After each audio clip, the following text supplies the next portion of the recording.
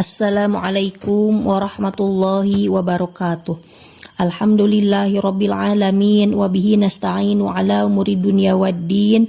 Wassalatu wassalamu ala asyrafil anbiya'i wal mursalin sayyidina Muhammadin wa ala alihi wa sahbihi ajma'in, amma ba'du.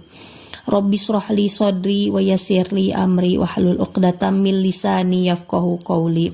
Ya Fattahu ya Alim, ya Fattahu ya Alim, ya Fattahu ya Alim.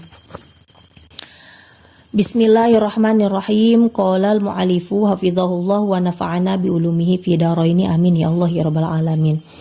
Rabi'an at-tuhru bainal haidotaini. Bagian keempat, suci di antara haid dua.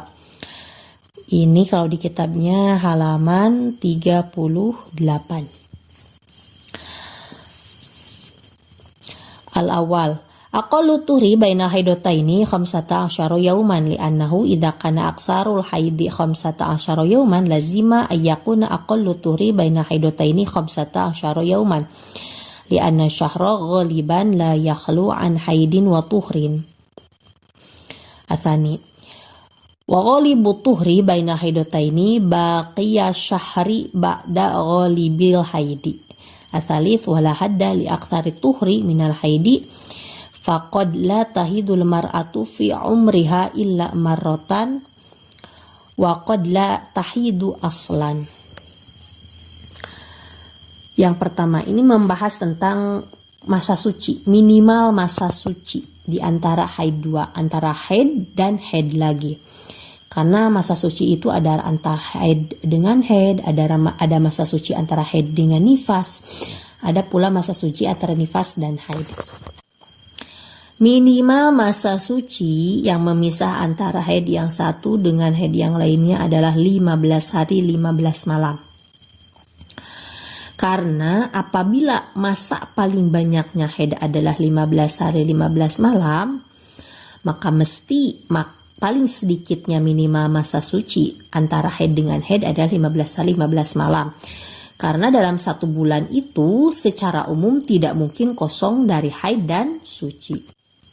Nah, ini penting banget untuk tahu, apalagi wanita. Ketika kita catat nih waktu keluar darah kita, waktu berhenti juga kita catat. Ketika kita hitung, kok saya nih suci baru 10 hari udah keluar darah. Sementara minimal suci adalah 15 hari 15 malam. Ini kok baru 10 hari? Nah, berarti darah yang kedua itu tidak boleh langsung dihukumi haid. Kenapa? Karena minimal masa suci yang memisah antara haid dan haid itu 15 hari 15 malam. Kalau kurang dari 15 hari 15 malam berarti ini kita lihat dulu keluar darah pertamanya berapa hari. Misalkan nih, keluar darah yang pertamanya ini adalah 6 hari, kemudian suci 10 hari. Nah, ketika di total 6 ditambah 10 sama dengan 16. Berarti keluar darah kedua ini di hari ke-17.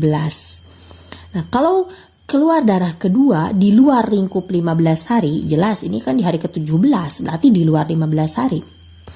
Hitungan 15 harinya ini terhitung dari keluar darah yang pertama tadi. Nah, ini di hari ke-17, berarti ini masuk kategorinya istihadhah, penyempurna suci. Nah, sucinya baru 10 hari, sedangkan minimal suci ada 15 hari. Berarti kurangnya nih berapa hari? Kurangnya adalah 5 hari. Nah, berarti 5 hari ke depan kalau keluar darah itu hukumnya adalah istihadhah.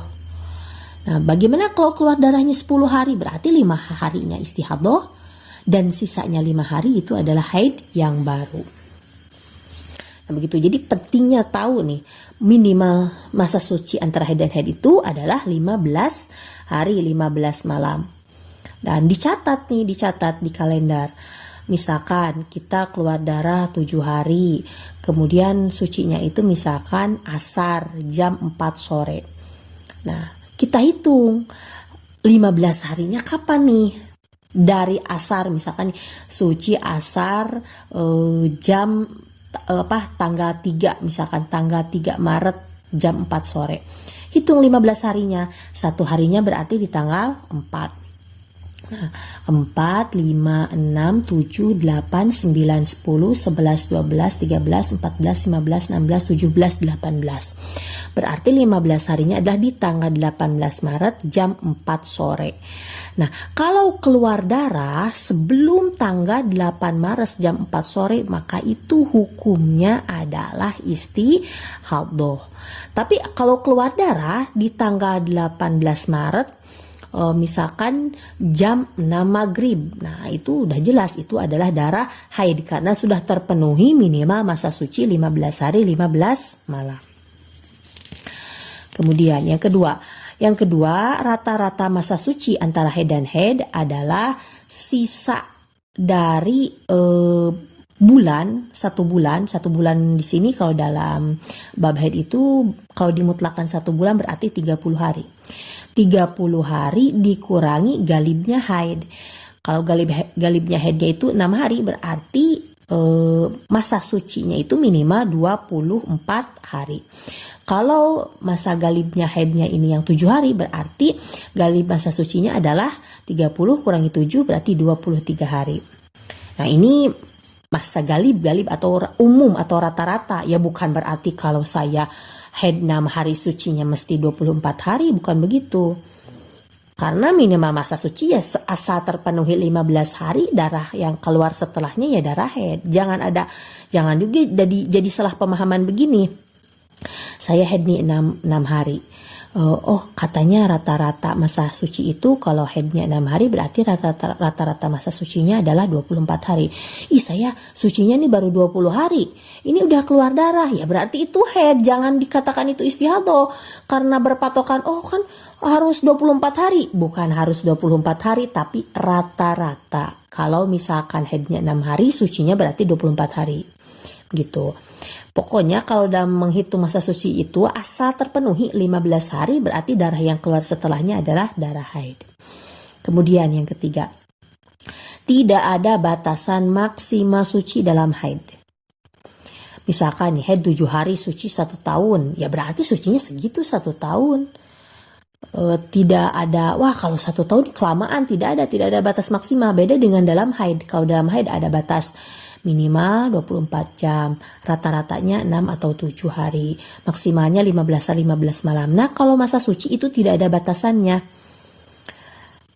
Namun memang kalau terlalu lama tidak haid, itu memang kalau untuk wanita yang masih dalam masa subur, itu memang perlu diperiksakan. Cuma memang kalau secara fikih sucinya segitu ya berarti segitulah masa sucinya.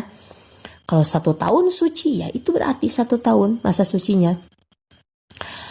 Nah karena memang tidak ada batas maksimal haid ini karena kadang ada wanita yang haidnya itu 1 kali dalam seumur hidup. Berarti sisa hidupnya penuh dengan masa suci semuanya. Bahkan ada wanita yang tidak pernah haid sama sekali. Siapakah wanita ini? Nah ini tidak haidnya bukan karena suatu penyakit, tapi ini karena memang sebuah keistimewaan.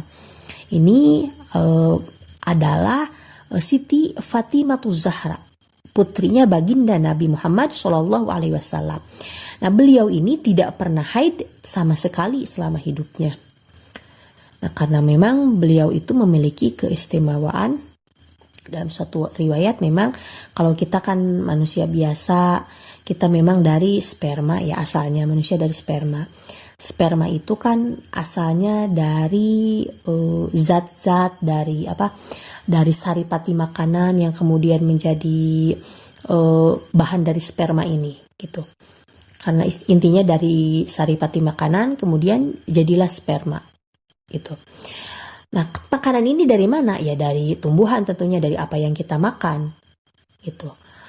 Nah, kalau kita biasa ya makan makanan yang sehari-hari yang ada di lingkungan kita. Nah, kalau Siti Fatimah ini dalam satu riwayat itu berasal bukan dari intinya cikal bakalnya Siti Fatimah ini bukan dari makanan dunia, tapi dari tumbuhan yang ada di surga. Suatu buah yang ada di surga, yang mana ketika peristiwa Isra Mi'raj baginda Nabi memakan buah tersebut. Ketika baginda Nabi ke surga, kemudian setelah memakan setelah esoknya setelah Isra Mi'raj baginda Nabi kemudian belum makan apa-apa pun, langsung berhubungan suami istri dengan Siti Khadijah. Kemudian setelah itu Siti Khadijah langsung mengandung, dan mengandungnya adalah mengandung Siti Fatimah. Nah, sehingga memang Siti Fatimah ini memiliki keistimewaan tidak pernah haid sama sekali begitu. Karena memang asal dari diri Siti Fatimah ini, asal beliau itu dari saripatinya buah yang ada di surga. Nah, itulah yang dapat saya sampaikan untuk kesempatan kali ini. Semoga ada manfaatnya dan semoga apa yang saya sampaikan mudah untuk difahami.